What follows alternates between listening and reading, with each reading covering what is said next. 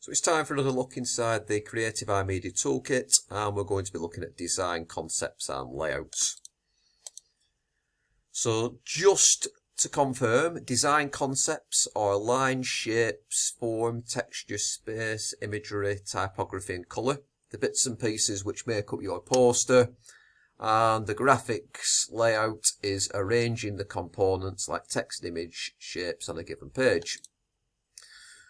So the mark bands, you will have a limited approach, that is mark band 1, adequately mark band 2, and effectively mark band 3.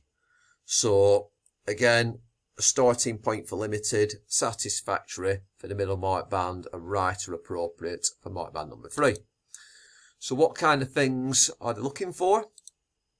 So a heading at the top, this is because, no, just because on this particular poster the heading's at the top, it doesn't mean the heading needs to be at the top every single time, but this is why this is because becomes important.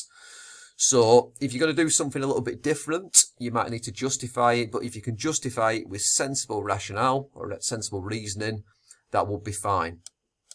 And again, rectangular shape, this is a component now. It's used as a box for text. This is because. Footer at the bottom. This is because.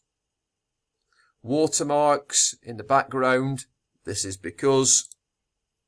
Images of people. This is because. And typography. This is because. So, if you break it back down again, your different parts are the pictures, the boxes, the typographies, the fonts, all the different bits and pieces on the poster, and the layout is how you lay out those different components. And again, there's probably no right or wrong answer. It depends on what product you're making, how you've laid it out, but it's got to look sensible and it's got to be right. So for example, if your heading here at the top was in the bottom corner really small, probably wouldn't quite work. So that's design concepts and layout. If you look at the iMedia Toolkit, we have an image of the poster there, so you've got a rough idea of what it looks like, but there's going to be loads of crossover from this section into other parts of the project. So for example, this all starts with a visualization diagram.